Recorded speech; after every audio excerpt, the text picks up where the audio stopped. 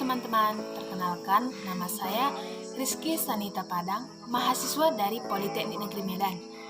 Di sini saya akan menjelaskan materi pendapatan nasional.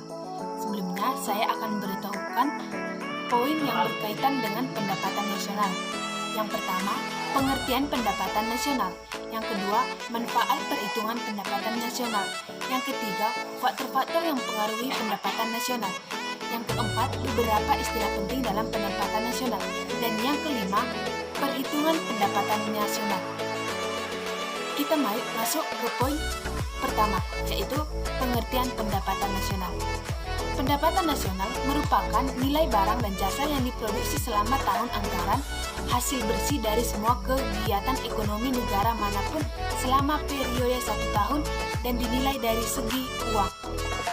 Pendapatan nasional adalah istilah yang tidak pasti dan sering digunakan secara bergantian dengan dividen nasional, output nasional, dan pengeluaran nasional. Poin yang kedua, manfaat perhitungan pendapatan nasional.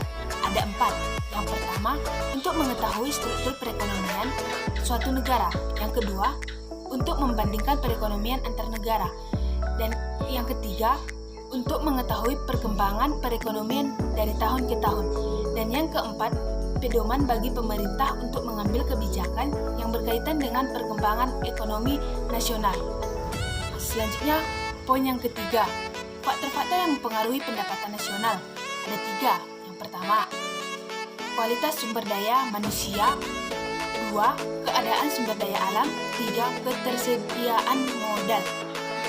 Nah, kita masuk yang keempat, yaitu beberapa istilah penting dalam materi pendapatan nasional. 1. GDP atau Gross Domestic Product. GDP adalah jumlah seluruh produk berupa barang atau jasa yang dihasilkan oleh warga negara di suatu negara, baik warga itu sendiri maupun warga negara asing dalam waktu 1 tahun. Yang kedua, GNP atau Gross National Product. GNP ialah jumlah seluruh produk berupa barang atau jasa yang dihasilkan oleh warga negara dan waktu 1 tahun.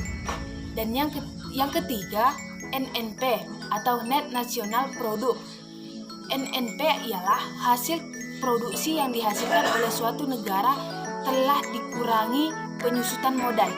Yang keempat, NNI atau Net National Income.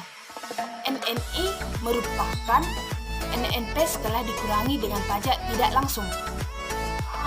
Yang kelima, PI atau Personal Income ialah pendapatan secara formal diterima oleh masyarakat. Yang keenam dan yang terakhir, DI, Disposable Income, adalah pendapatan yang benar-benar diterima oleh masyarakat dan siap untuk dibelanjakan. Selanjutnya poin keempat, yaitu perhitungan pendapatan nasional, dibagi menjadi 3. 1. Metode pendekatan produksi. 2. Metode pendekatan pendapatan. 3. Metode pendekatan pendapatan pengeluaran. Nah, di sini saya akan menjelaskan metode pendekatan pendapatan. Metode pendekatan pendapatan ialah seluruh pendapatan yang diterima pemilik faktor produksi yang disumbangkan kepada rumah tangga produsen selama 1 tahun. Pendapatan nasional dengan metode ini dengan melakukan perjumlahan seluruh penerimaan yang didapat oleh pemilik produksi dalam suatu negara selama 1 tahun.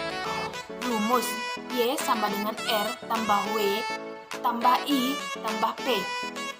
Y pendapatan, W wages atau upah, R rent atau sewa, I interest atau bunga, P profit atau laba. Selanjutnya kita masuk ke contoh soal. 1. Diketahui data pendapatan nasional. Bunga modal 2 juta, laba usaha 3 juta, konsumsi pemerintah 3 juta, investasi 2 juta, gaji karyawan 500.000, sewa tanah 1.500.000, ekspor 8 juta, impor 7 juta. Yang ditanya di sini, berapa besarnya pendapatan nasional dengan pendekatan penerima? Penyelesaian. Kita langsung masukkan ke rumus. Y sama dengan R tambah W tambah I tambah P. Y sama dengan R atau sewa sebanyak 1.500.000. W upah sebanyak 500.000. I bunga sebanyak 2 juta. P laba sebanyak 3 juta. Jadi hasilnya sama dengan 7 juta. Sekian penjelasan dari saya, semoga bermanfaat. Terima kasih.